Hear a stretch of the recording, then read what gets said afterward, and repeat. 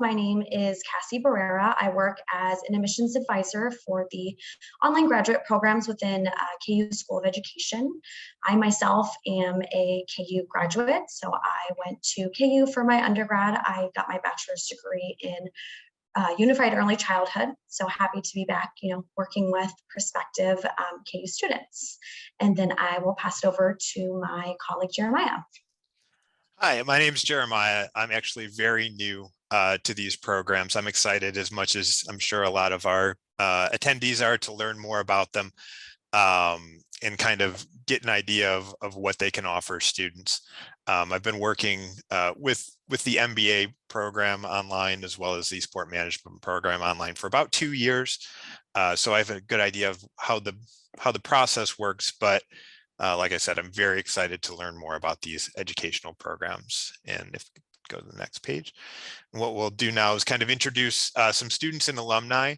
We'll go one by one here, but if you could introduce yourself and also let us know what kind of interested you about the program and what made you decide to go with the KU program for your graduate studies. And we'll start with Emma Madden. Hi, everyone. It's so nice to be here. As it says, I am an alumni. I went through the LSIE program online through KU. And I did also moonlight and took an elective with Dr. McKeithen, who's on here tonight as well, in the ASD program.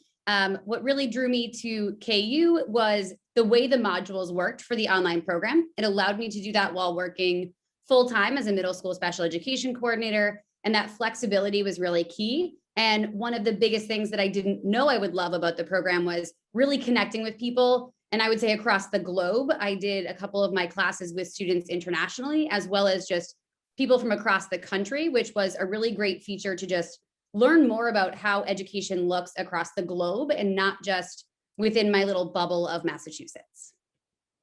Perfect. And can we go to, you helped me with this earlier, Marna Terblanche, who's a current student in the program. If you could just kind of let us know what made you choose this program for your graduate program. Sure. Thank you, Jeremiah, and thank you for having me tonight. So yes, my name is Marna Terblanche, and I am the director of Matthew's Ministry of Church of the Resurrection here in Kansas City. And so Matthew's Ministry is our church's ministry for individuals with disabilities. And so I just recently stepped into the role of director, and part of my appointment to this role was the request from management to do some kind of a program with disabilities or special education or behavior. And I've always wanted to do something in education. And so this was just a natural selection for me. So I am a current student with the LSIE program, which is the Leadership in Special and Inclusive Education. And the fact, and I'm going to just repeat what Emma was saying, because that's the program that she graduated from. And so the fact that it is just so flexible, and I can do my full-time job while I am working on my studies at night, that is just really convenient. And so, and also the fact that I am in Kansas City, and KU is the University of Kansas, that just was a natural draw for me as well to this program. Perfect. And Kendra Leland, who's also a current student in the program, if you could also kind of share what made you decide that this would be the perfect program for you, and then that'll round up our students and alumni. Yeah, absolutely. Can everyone hear me? Okay, Perfectly. Great. Thank you for having me here tonight. I am a current student. I'm in our secondary special education and transition master's program. I teach a low incidence disability secondary program currently. So that was kind of the choice behind enrolling in this program, on top of reaching out to professors from Pacific Lutheran University, which is where I did my undergrad here in Washington State.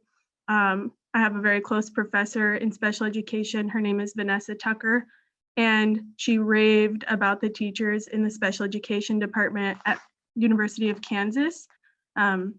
on top of it being an online program that was super convenient.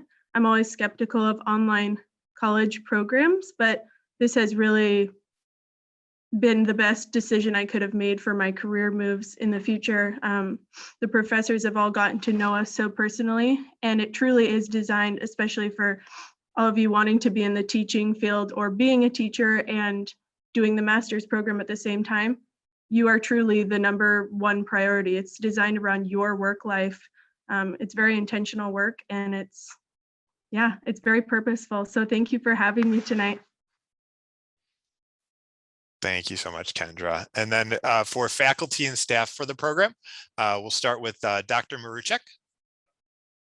If you could just introduce yourself and kind of let us know what your favorite kind of parts, what points of pride in working in these programs and kind of what makes them run. Awesome.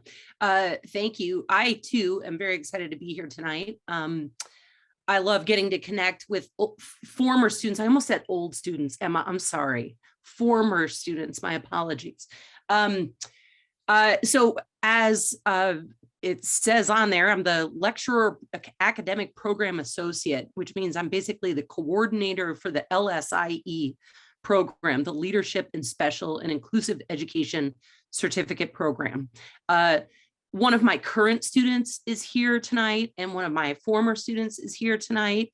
And I have to, I'm not trying to brown nose or anything. My favorite part is the students.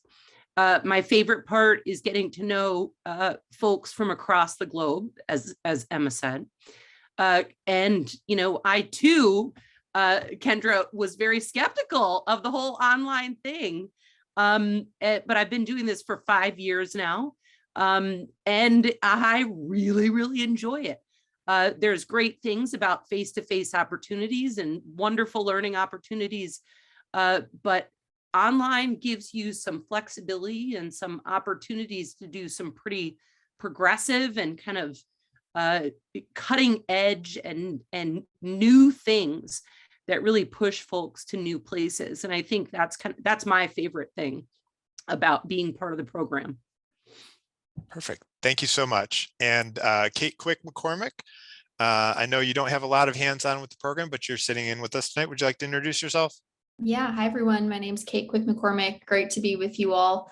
I will just put in a plug that while certainly you all are doing very innovative things at the faculty level, you all have been online for a while now. So certainly kind of as a lot of universities were thrown into the online space with the pandemic, you all were doing it and know how to do it well. So I think that's definitely a benefit to doing an established online program versus one that's maybe a little bit just kind of getting off of the ground. But I really appreciate the work that you all are doing. I'm personally very connected to the community of folks with intellectual disabilities growing up. So I really kind of resonate with what you're studying and all the different professional pathways you're taking. So happy to be with you. If you have questions, feel free to reach out, but just here to learn. Perfect. Thank you so much. And Dr. Dejanovic Schutzman, would you like to share what you're most proud about with the program, as well as kind of just your thoughts on working in them? Well, Kendra, I think that that one of the things that's really exciting is all the things that I think you have been talking about, Cynthia has been talking about. Kendra knows, what do I always say? It's evidence-based practices to implementation. We really want this to be learning and something can be applied, right, Kendra? Aren't I always saying, does this make sense to practice? And sorry, Kendra, I'm talking to you, incorporating you with my answers, but I'd much rather it come from you than me. I think the enthusiasm that everyone's been talking about is authentic. As we move and continue to adapt and be flexible, not just as educators, but in a society where we're talking about being online. We've even changed, even though we are our transition program is the first online transition program in the country, way before this. And now we're even adapting how we've been doing things in the online world as the transition, community, employment, and ensuring that all students are living, learning, and working alongside us looks a little bit different in 2021, and having to make those adaptations. We talk about being the leader in the field.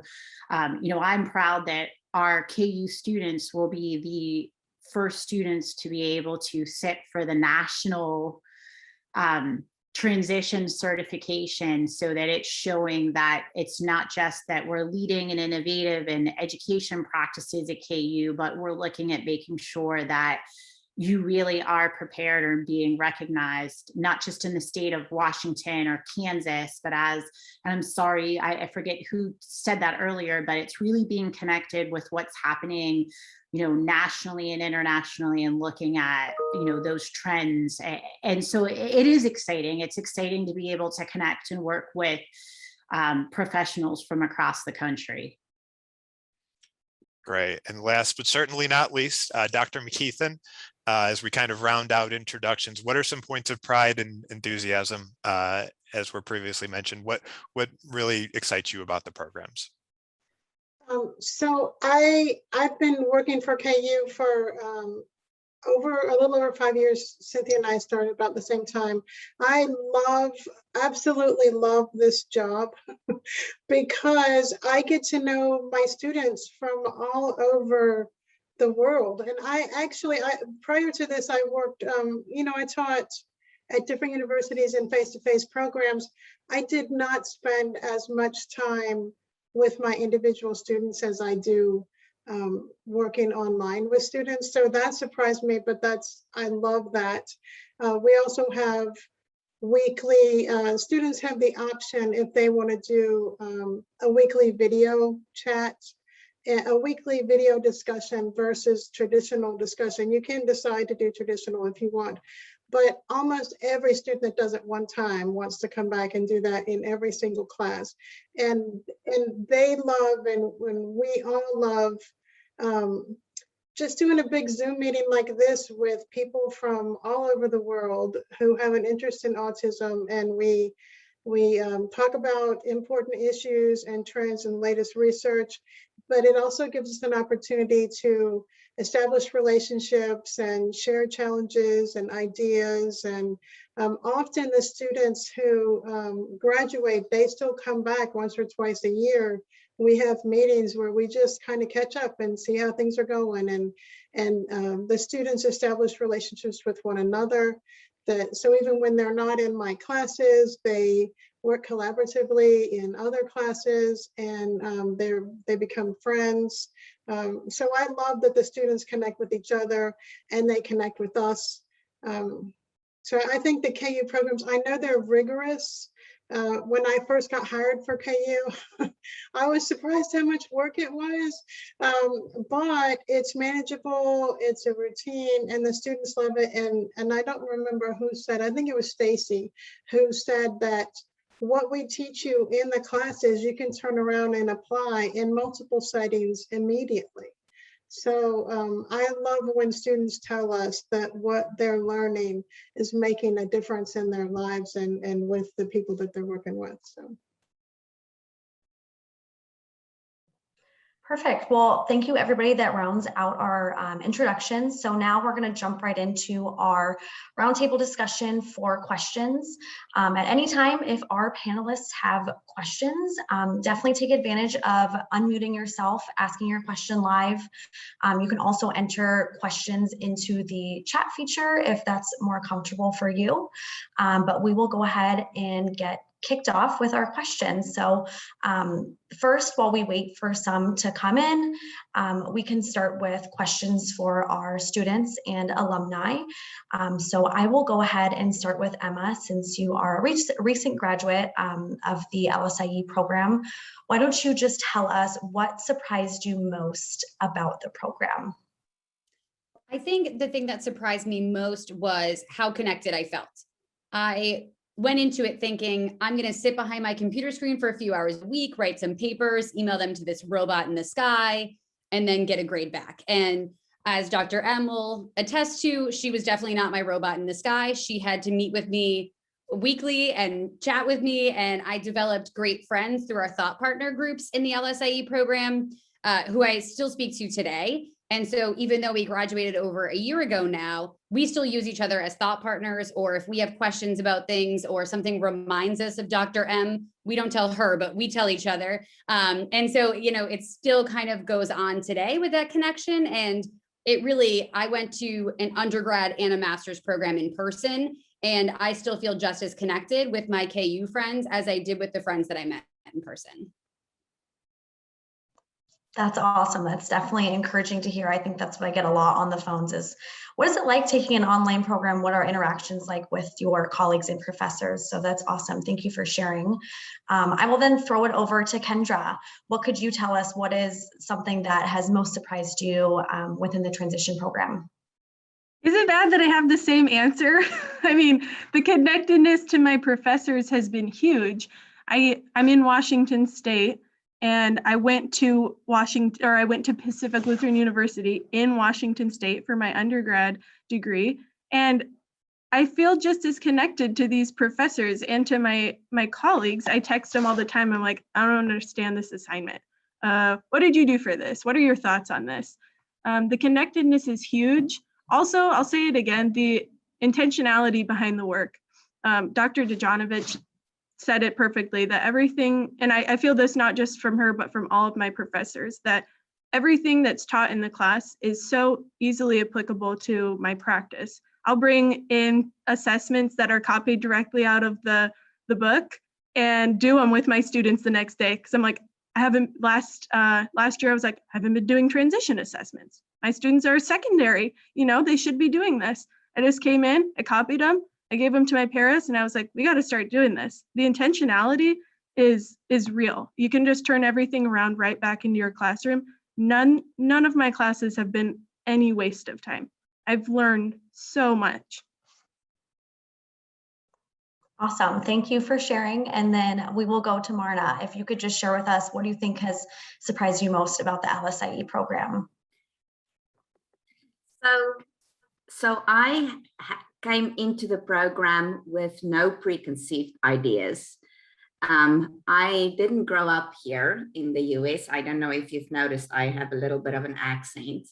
But I was born and raised in South Africa. I went to school in South Africa. I went to college in South Africa.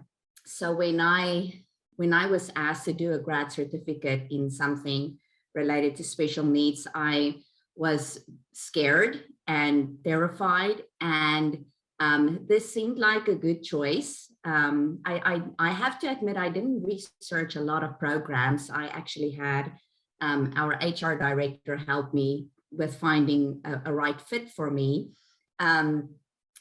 But just the fact that I was able to apply, even in my job, I'm not an educator, although I love the idea of educating. I've always wanted to be an educator. My whole family is educators.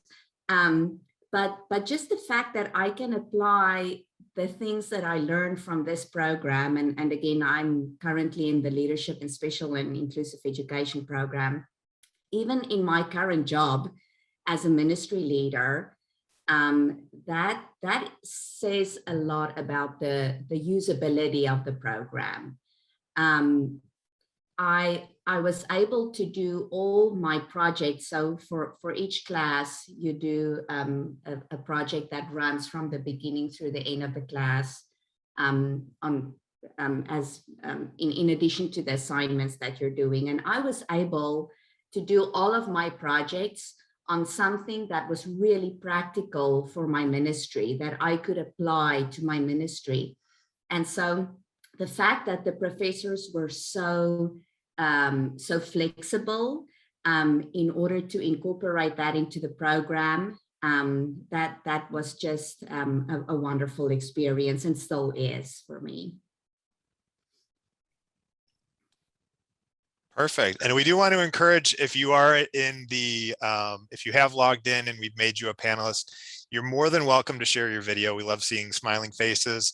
Also, if you have questions, that's what we're all here for, to make sure that students get their questions answered, because there's no one better to answer any questions than you guys have. than everybody has here than the people who are logged in. So if there aren't any, or you're also welcome if you're not comfortable with that to throw them up in the chat. But before that, as far as looking at some questions for faculty, I know that the programs are all very highly rated. You all have such pride in the programs. Starting with Dr. Maruchek, what are your input? What's your input on how the programs have gotten so highly rated, and kind of what that means to students entering the program? That's a tough one. That's a tough one because, you know, the rating that we recently have is from US News and World Report, which, you know, the Department of Special Education as a department has often, if they're not ranked number one, they're ranked number two. Like it's always kind of right up there with another university that we shall not name at this moment. So we've always had a really strong reputation regarding the doctoral programs, research, scholarship, grants, et cetera, coming out of the faculty of our department. The number one rating for the online programs is actually relatively new. I think that was within the last couple of years that it happened. I am, as a former athlete, I'm all about being number one.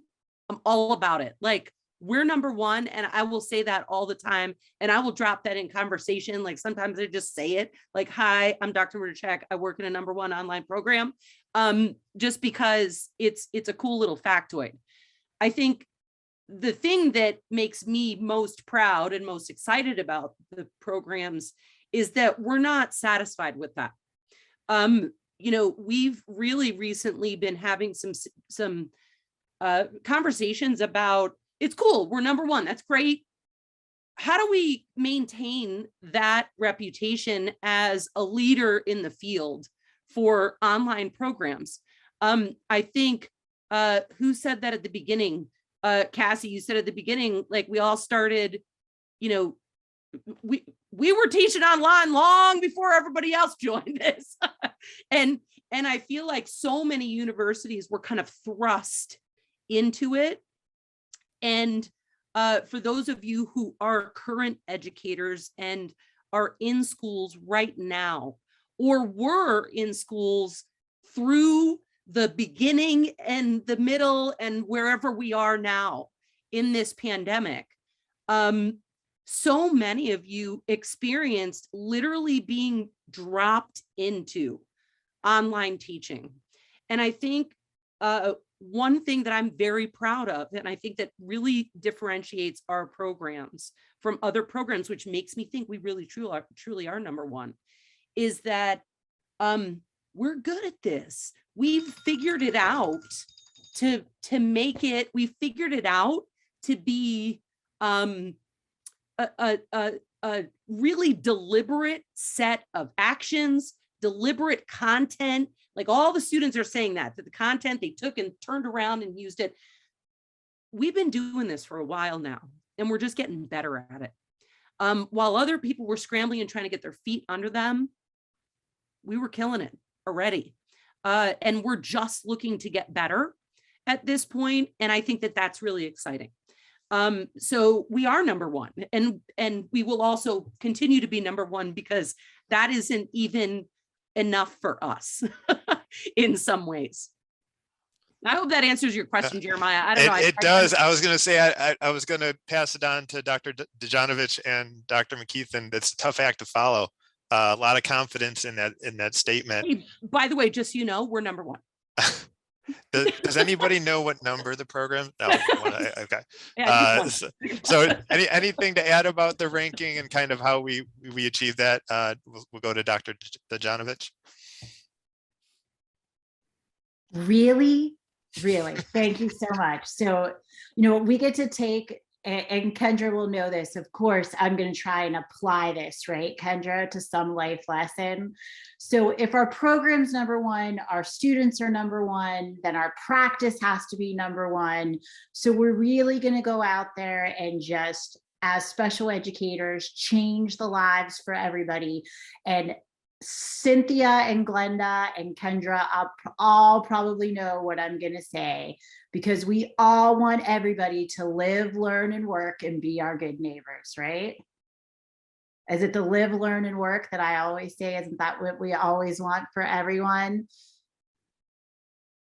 Kendra's shaking her head because I think I say that all the time, right? So besides being number one, everybody should be able to live, learn, and work. And I hope, you know, I know we have some folks on the call that are specifically interested in the autism program, particularly interested in the leadership program, the transition program.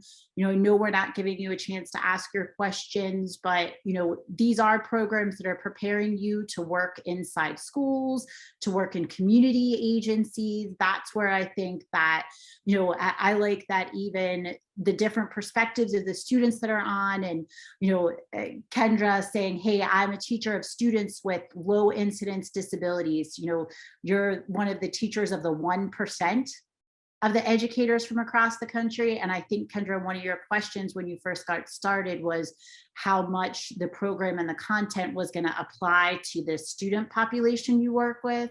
And I know you have students in your classes that are from the autism program, you know, that are from high incidence, or folks that work in community agencies or work with adults. And that's one of the things, is we're number one because we can really make this applicable to everybody. So if you want to be a leader in a, you know, private school, a leader in a community sector, a leader in a nonprofit, whether it's through the LSIE program, the transition program, the autism program, the behavioral specialist, we really try to make the programs really work for the students and their interests. So we have students who don't just work in schools. We have students who are working for vocational rehabilitation. And it's a great collaboration, I think, of folks from across the country. Cynthia thinks she's number one because she's an athlete. I'm number one because I live in Pittsburgh, Pennsylvania. So I might work for KU, but oh, Annette, she's in Georgia and she's an early interventions specialist. So she will be charged the out-of-state tuition. You will, and that's absolutely true. I know we've had a lot of folks go through Georgia, so I'm not sure, Annette, if that's how you heard about our online program. I wish we could work out something with your state departments. I know Dr. McKeithen knows I say that all the time.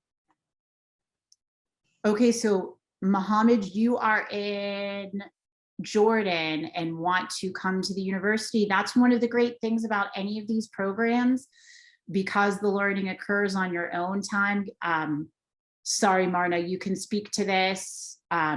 You know, it is something that it is not, I know that Dr. McKeithen offers a lot of Zoom calls for her students and that time to connect, but you know, we also, this is something you can do at your own pace. So the learning is on your own time, everything's pre-recorded, the modules, so it doesn't matter, the time zone difference doesn't come into play.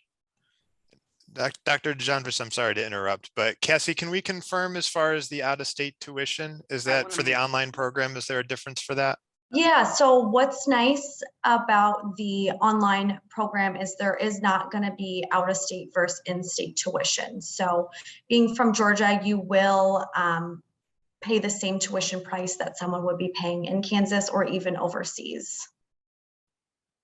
You do know that we are more expensive than their state school in Georgia. That's what I usually get from folks from Georgia, Cassie. So I want to be upfront, because a lot of teachers, as an early intervention specialist, they get reimbursed from their state, and we're not the state rate reimbursement. So I just want to make sure that we're very clear, because I never want anyone. Totally. Oh, Mohammed wants to know where can I type in the chat box, or can you, Cynthia, type in where they can find the programs online? Thank you. Right, oh, Glenda, can you speak more about the autism program?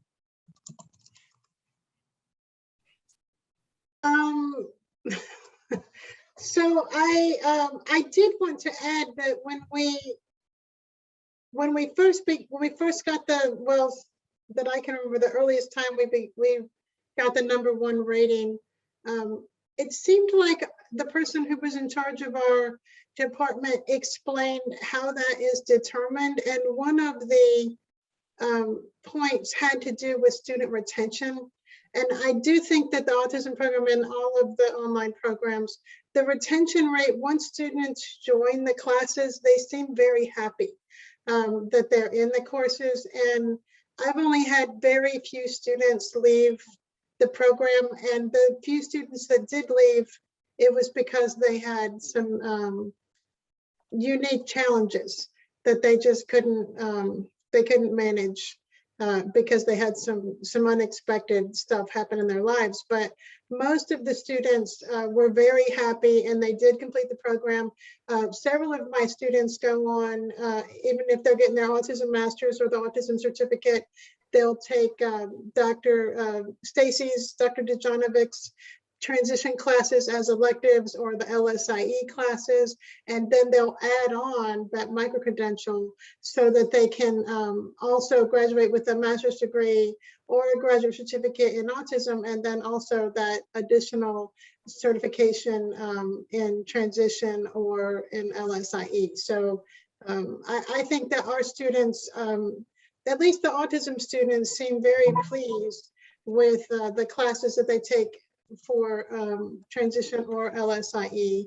And I do think, based on the feedback from students in our course evaluations, and in each one of our courses, at the end of every module, I believe it's the same for the LSIE and transition, we give the students, we're constantly asking students, how can we make this better? What did you think about this module?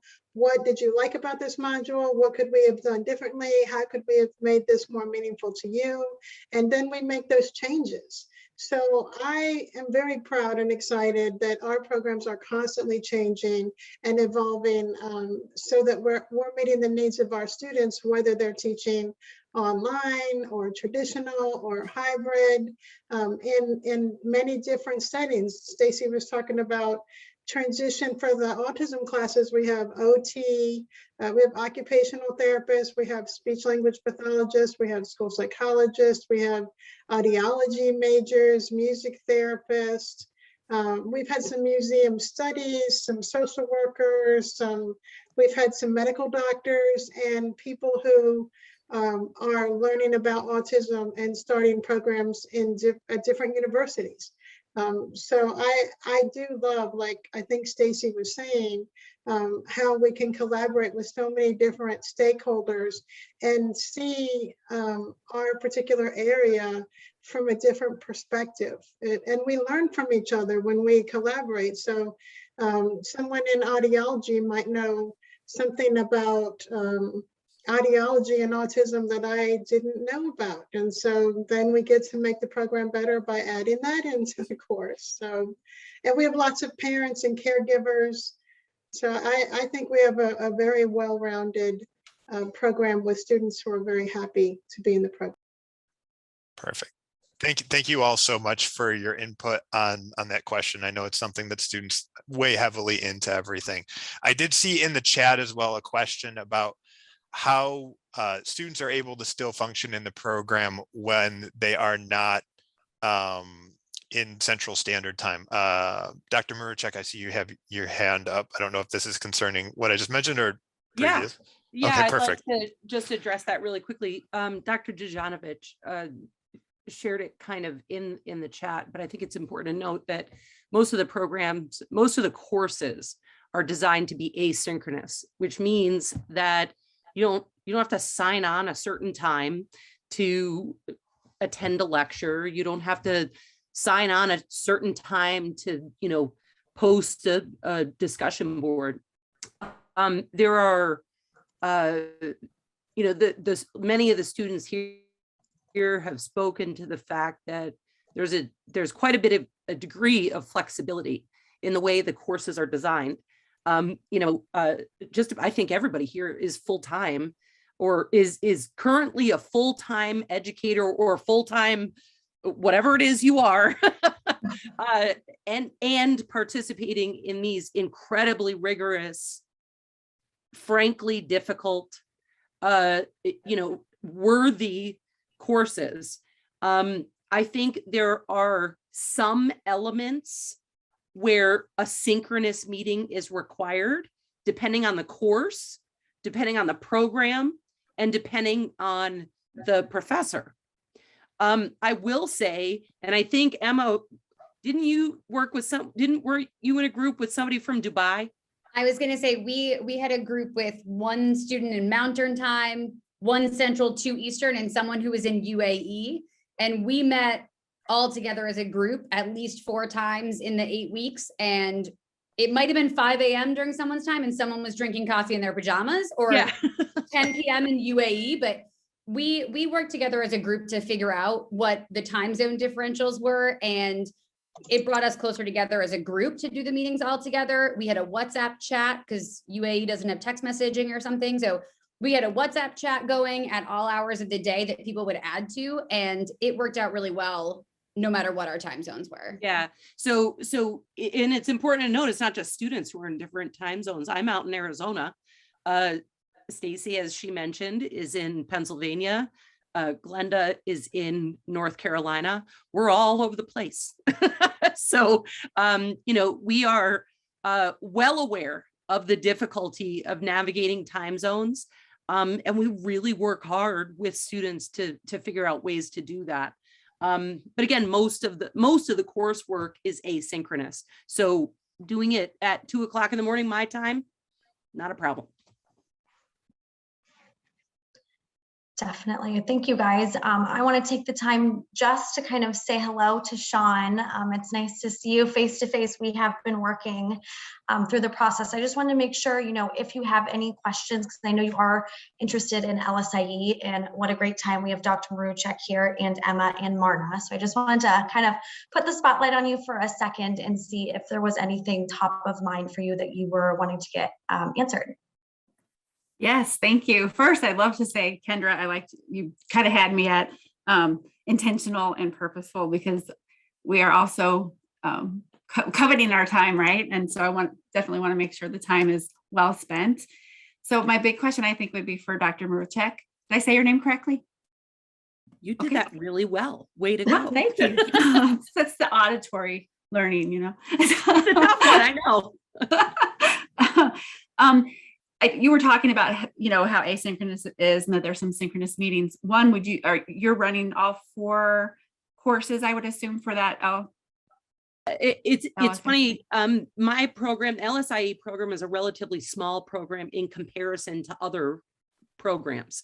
Okay. It's a 4-course sequential program. So I'm the coordinator of the program, but I also teach every single course. So, and occasionally somebody else teaches it, but mostly I have to be having surgery or something to happen. So I am the instructor for all of the courses. So post-surgically, you'll just be funnier, I would assume. Yeah. Okay, so that's great. And then I know you sort of talked about what it looks like, but I am very curious what you would say a typical week would be in terms of, especially the synchronous meeting portion of it. Yeah. I do have my master's already, that I've been teaching in special ed, and my background's in community mental health and child advocacy, but so my master's is actually related to trauma and resiliency, but I've been teaching in special education for years. So I just think the leadership thing would be good. And so I kind of want to draw from you, how do I bring in what I'm currently doing and make that purposeful and intentional in terms of your program? Yeah. Well, what I'm going to do right now is I'm noticing that Marna and Emma, who are both either Marna is in the program right now, and Emma is an alum of the program. They're both nodding. So before I answer, I want to see if they have something to say, because I can talk all day about how our programs are awesome, but I'm not paying. Well, it's number 1. Right. We're number 1. I don't know if you've heard. Well, your competitive spirit will be a great balance to my kumbaya way of thinking. But then I would I'll take it back from them, and I'll talk a little bit about the way all of the programs are organized in terms of, because it's not just LSIE. We can talk about kind of what it looks like for all of the programs while still answering your specific question. Great, So thank you. Emma or Marna, do you want to try to tackle what Sean just asked? Yeah, and I'm happy to go first since I'm right in the thick of it.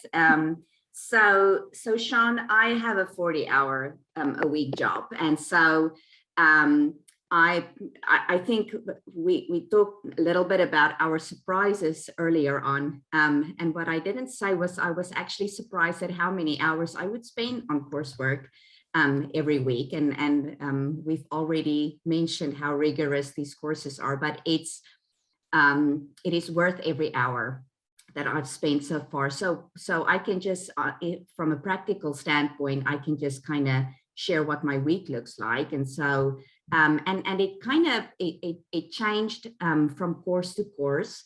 The first course was extremely rigorous because I didn't just have to learn the work, but you have to learn how to navigate the platform that we're using for the course. And so that kind of adds to a little bit to the time spent on the program. But, you know, I would purposefully plan out my week so that I could slowly work through the assignments throughout the week, so that everything is not due either on the Saturday or the Monday of that week that the due dates are, or that the assignments are due. And so I would just really intentionally look through, you know, the modules. So the 4 courses are divided by modules. And so courses 1 and 2 have 8 modules each, and then for a module per week. And then courses 3 and 4 have cover a module over 2 weeks, and so it's 4 modules. And so you can actually look through all of your assignments throughout that week and plan your week ahead so that you can kind of figure out how much time you're going to spend on each of your little pieces and each of your assignments. And so it was really important for me to look ahead and see, you know, what was due, when it was due, and then start working on the pieces every night, just a little bit at a time. And so, you know, some weeks are busier than others, and then, you know, I end up spending my Friday or my Saturday on coursework, which is fine. I know this is short-lived. I'm actually, I will be done in 4 weeks, whoop, whoop. And so, you know, so the fact that it's a 32 week course, and you can, you know, you can see that light at the end of the tunnel, which is not a train. You know, that is super helpful. And so I would say for me personally, the actual fact that there's assignments due every week was super helpful, because I can be a procrastinator. And so if I have to, you know, work on something every week, it helped me to get through the coursework easily. So I was, yeah, that's my That's great. That's great. Thank you, Marna. I appreciate that. Emma, do you want to add anything? The only thing I was going to say that, you know, might be applicable for Sean that might put Marna at a deficit almost is, since Sean works in special education already, the whole first course is really, it's around IDEA and looking at special ed law. So you'll come in with a lot of background knowledge for the first course that unfortunately Marna probably played some catch up at the beginning, trying to figure out some of those pieces. And that's really applicable to what you do. And so I was in a different role when I started the LSIE program. I decided to also get a new job during the middle of it, because why not in a pandemic while you are doing a leadership course, get a new job? That makes it easier, I think. And so I moved into a leadership role in the middle of the LSIE course and was like, wow, I'm really glad I now know this much information more about IDEA and how it's applicable to my students, which also just kind of made it easier as I looked at some of the case studies. And I did my one autism class with Dr. McKeithen, where I could then throw in some of that information about evidence-based practices that I linked to the work from LSIE. So it really is like you have the foundational knowledge. So that will be a great benefit to you as you get started. And, you know, like Dr. M was saying, the modules are so well put out there. Canvas is a great platform. It works really well for a lot of that asynchronous work. It's far less glitchy than some of the other programs I've used. I can say that. I'm now still in online school, so far less glitchy. And when you're going through those, they really do step by step kind of tell you what it is that you're going to do.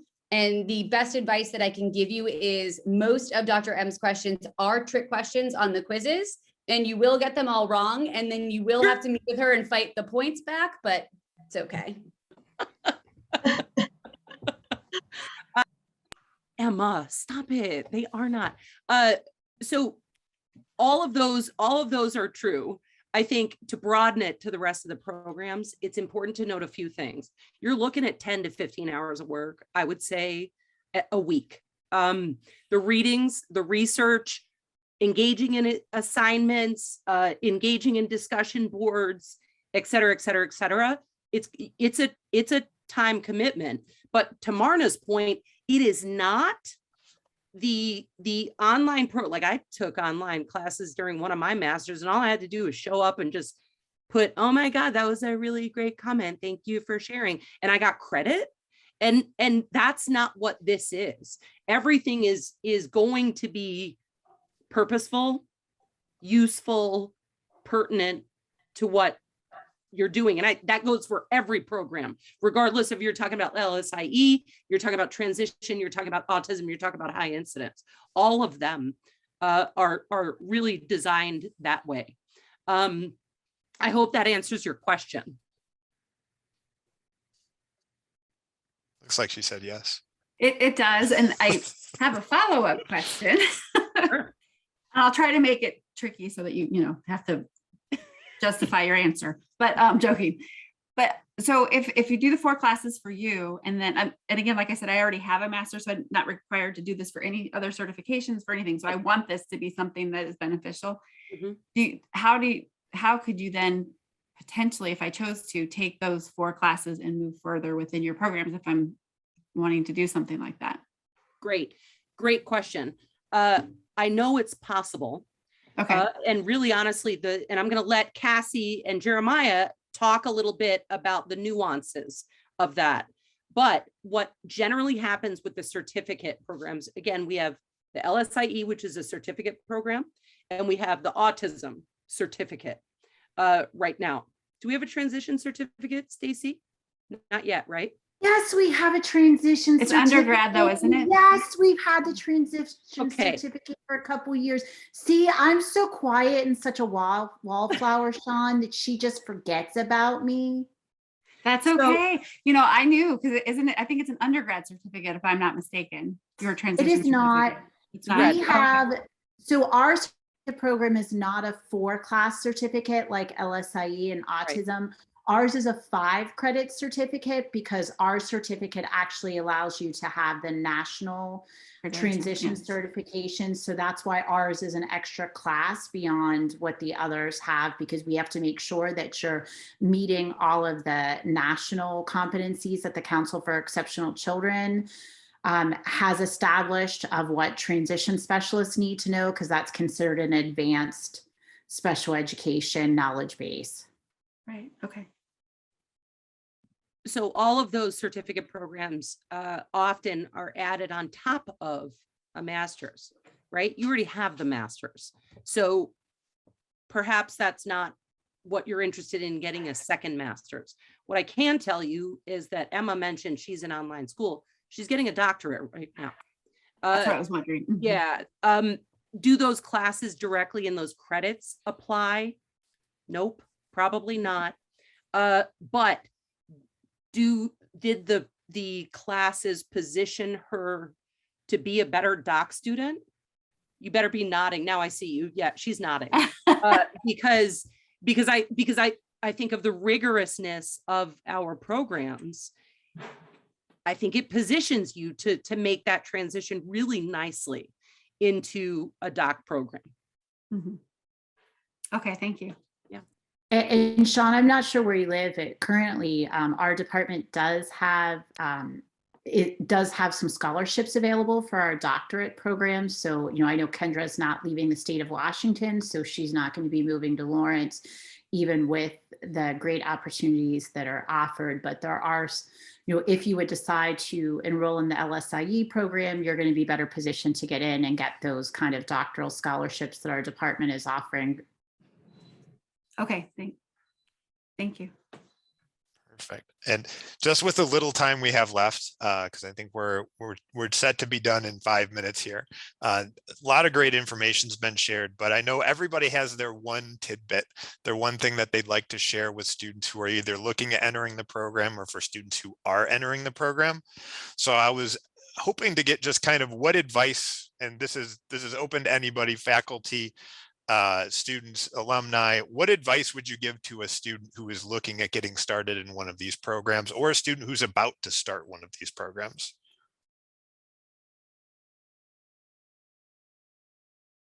I see people who look like they want to talk, and I'm about, Emma, you look like you want to talk. I can tell you really look like you want to talk. I always want to talk. I think, I mean, the biggest thing is just go for it. I waited and teetered back and forth for such a long time. And in the end, I don't really know what I was waiting for. Once I started, I was like a breath of fresh air. I was ready to go. And no matter what is going on kind of outside of the computer screen, whether it's your job, your kids, a pandemic, no matter what's happening outside, you have such a support network. And so it will be a really great experience. So my advice would be just go for it. Can I go next? Certainly. All right. I was really intimidated because I attended something like this when I was interested in joining the program. And I was really intimidated by the words rigorous and challenging, because I too have also been in an online program before, and it was very easy. Like Dr. Maruchek was saying, it's just, hey, nice job on this post. I really agree. And I got credit for it and I passed and it was awesome. But I didn't learn a darn thing. And so I would just say I was intimidated by those things. I was intimidated by reading like, hey, this might be how much time you're spending per week outside of your 40-hour-a-week job. Okay, I was super intimidated by that. And I know this sounds stupid, but I do a little bit every day. I'm really like a guilty, I feel guilty when I don't do the readings and I respond to a discussion post, right? So I have to do the readings. So if I just read a page a day, I feel so much better, because then I don't get to a free day or a free evening and have chapters and chapters to catch up on. It sounds silly, but seriously, go in and do comment to a peer. Do little things that stack up and you don't notice. It really makes a huge difference for me to get to the end of the week and not have a huge pile of stuff to do. Saw a lot of nodding heads during that. A lot. Anything from faculty about that you find students?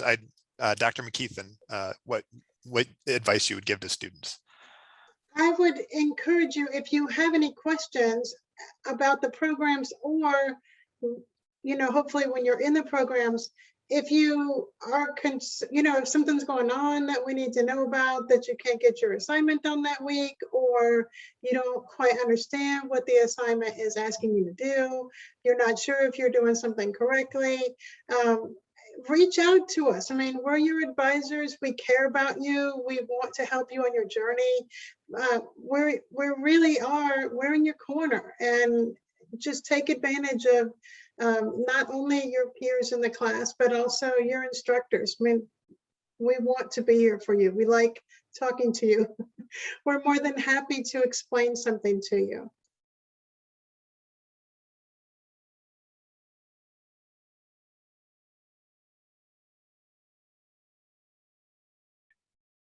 Cassie, you're muted. Uh-oh, Cassie, you're still muted. So I think what she was trying to get at there was just she's experiencing some technical difficulties. what she was trying to just get to say was thank you all so much for attending. Yeah, I see some head nodding there. She was trying to thank everybody. We are so happy to have had such great feedback from both students and faculty. If anyone needs any extra help, anybody who's logged in, feel free to reach out to Cassie. You guys should have, well, I keep saying you guys, everyone should have a lot of emails. That's how you registered for this webinar. Feel free to respond. We can make sure that you get your questions answered. But other than that, thank you so much for attending, and to faculty, to students, as well as all of our attendees. Thank you so much and have a great rest of your night, and also rock chalk.